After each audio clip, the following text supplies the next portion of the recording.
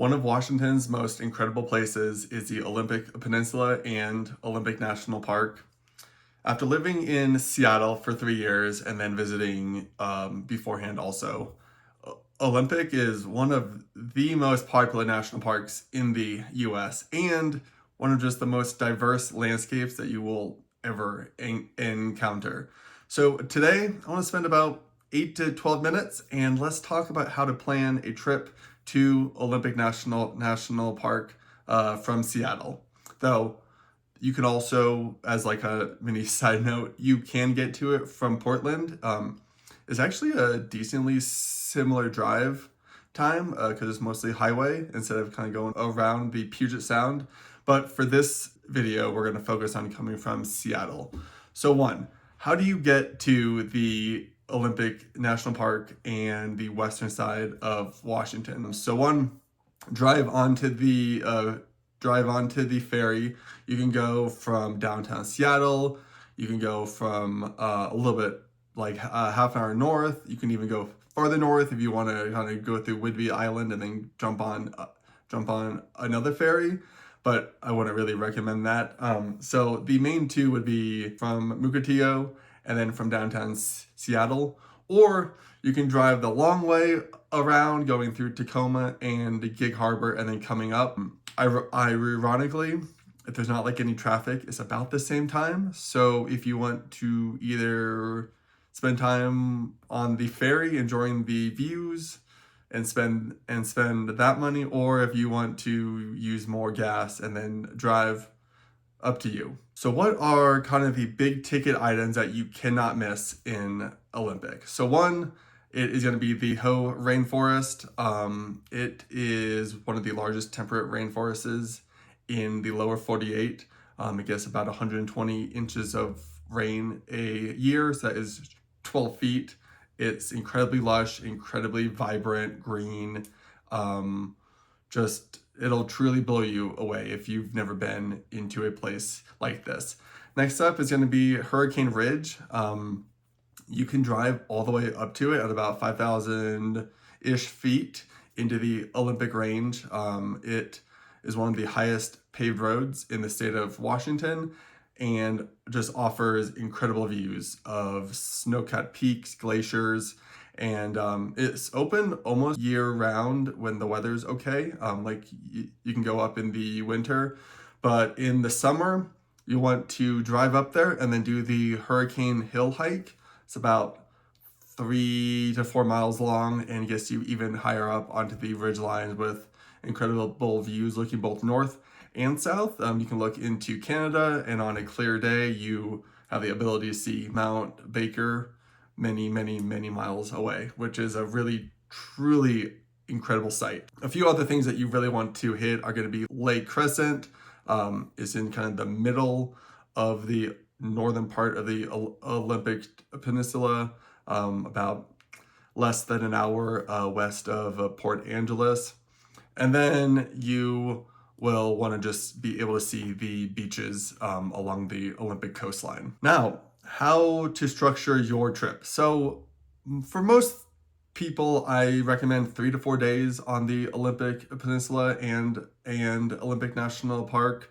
This is a little bit more than a weekend trip, though you can do it, but it'll be a little bit more rushed. But to really kind of get a sense of what Olympic offers, I would say do 4 days. So day one will be kind of your travel day from Seattle into the peninsula. I would make Port Angeles your home base for the night. It's the largest town in the region. This will give you easy access to Hurricane Ridge. It's about a half an hour drive up. And then you can also get out to Lake Crescent or Duc Falls. Day two, I would move west and make your home base Forks, a small town that many will know from Twilight, the movie and book series. So here, you're going to be much more in a rural environment. Not a lot of lodging options, not a lot of restaurants. So just be okay with that. There is camping. though most of it is in the national park. So if you do that, plan ahead and make sure that you have those reservations locked down. For day 2, you're going to want to focus on the Hoh Rainforest. This can be about a half-day trip. Anticipate about a hour to an hour and a half drive from Forks to the trailhead. Here you can hike the Hoh River Trail. It basically goes on forever. Most people are not going to do all of it, just a few miles out and back. You can also do the Hall of Mosses Trail. This is a nice 1-mile loop, relatively flat, though it does have a little bit of an incline at the beginning. And then you could also explore any of the other beaches in the area. Ruby, Kalaloch, there's a handful down there. You can go see the Tree of Life. So this is kind of like, that is how you would kind of do day 2. Day 3, we can start moving up the coast. A nice place to check out is Rialto Beach, first, second, and third beach. They're kind of right in the same area. And then I would move up to Neah Bay, Neahbay. It is a tribal area, and is like basically the farthest northwest point in the lower US. Here you can hike the Cape Flattery Trail. It's about it's less than 4 miles, basically flat. And then you could do the hike out to Shi Shi Beach. This is beautiful, not that visited because it's a pretty far drive from Seattle. And if you just hike to the beach, you can get there in 2 miles and then 2 miles back. If you want to hike all the way out onto the beach to the end where you have the point of the arches, that's an extra 4 miles round trip. So everything included would be an 8-mile trail, relatively flat. There's the incline and decline to get down to the beach, but do note that this trail is incredibly muddy.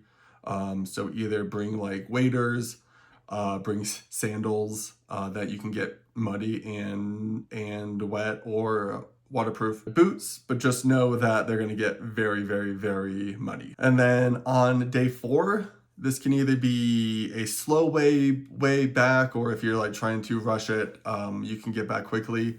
But outside of Port Angeles on the eastern flank is the Dungeness Wildlife Refuge. There's a lighthouse out there. You can hike out to it. It's a really cool kind of area to kill some time, stretch the legs, and just be around the ocean. If you want like the long way home, you can stop by Lake Cushman. It is on the eastern edge of Olympic National Park. There's a lake, hiking, different areas to hang out. I actually haven't been there, but it looks pretty cool. Or you can kind of ditch that because that's going to take you way down south, and you can just kind of hop over on the ferry and just kind of save some time and get back to Seattle. Let's talk about lodging in Olympic National Park. So I kind of briefly noted that there's not a ton of places to stay. Like, while you think that Washington and like Western Washington is like very developed, or like we have Seattle, Tacoma, Olympia, but it's like once you get out of the metro areas, there's really not a lot going on. So like, so Port Angeles has a ton of hotels, a ton of lodging options. So that is like a good place to be looking.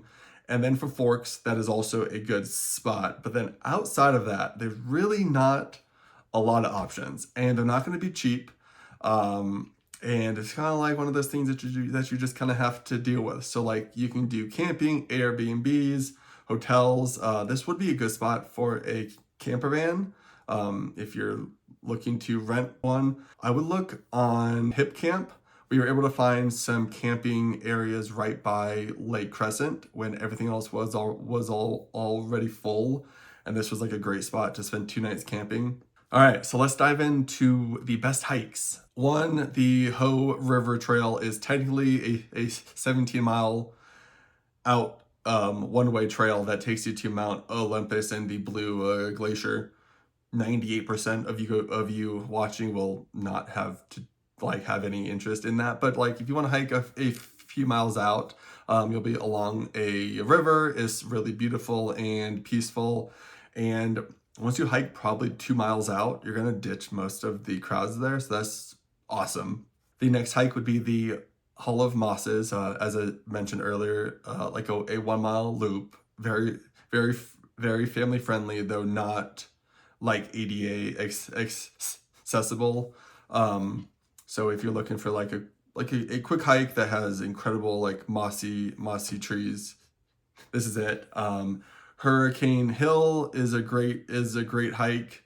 If you want a hard one, Lake of the Angels off of the Hamma Road. This one's a brutal hike. It's incredibly steep, kind of sandy, but you get to a really beautiful alpine lake. I've both backpacked and hiked to it, and it is totally worth it. Other ones to know are Marymere Falls. That's by Lake Crescent. That's a pretty easy hike to a waterfall.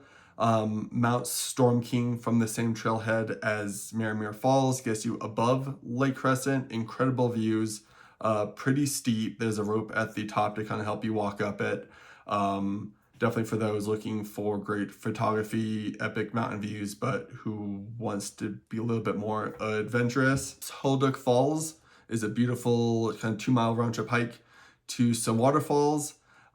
This area gets extremely crowded on the weekends, so get there early or kind of in the afternoon. And this trailhead is also the launching off point for a number of backpacking trips or longer day hikes that you may want to explore. Let's see what else. Cape Flattery, as I mentioned, is a great hike. Get to see the ocean, some different sea stacks, and you're at the northwesternmost point in the lower US. So a kind of a cool like thing to say that you got to visit. So this is kind of the last little bit of kind of like need to know for planning your trip. So when is the best time to visit? You can visit this area any time, but I would recommend like April, May. I think that's a good time for like less crowds, a little bit more like green and wet, but you still have longer days. During the summer, it's gonna be pretty dry, extremely crowded, more expensive, and like the rainforest is gonna not look as vibrant. I have been there both in the summer and after a rain, and like the post rain vibes are incredible. So that might be like a kind of a thing to consider. If you're looking for a less visited rainforest area, the Quinault area is beautiful and like far less visited. There's a big lake and some good hiking trails.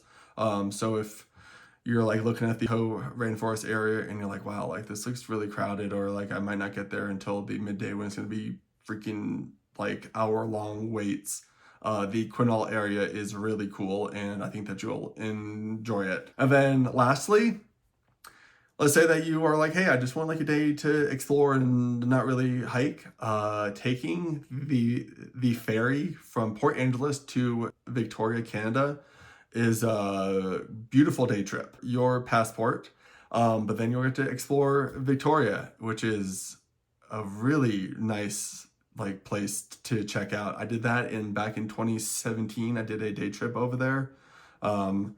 Did a hop on hop off bus, explored and there's like a bunch of flowers, and it's a clean city, and like I think that you'll really like it if you're wanting to kind of switch out your trip and explore a new thing. Thank you so much for watching. I hope that this video kind of helped give you a few things to consider.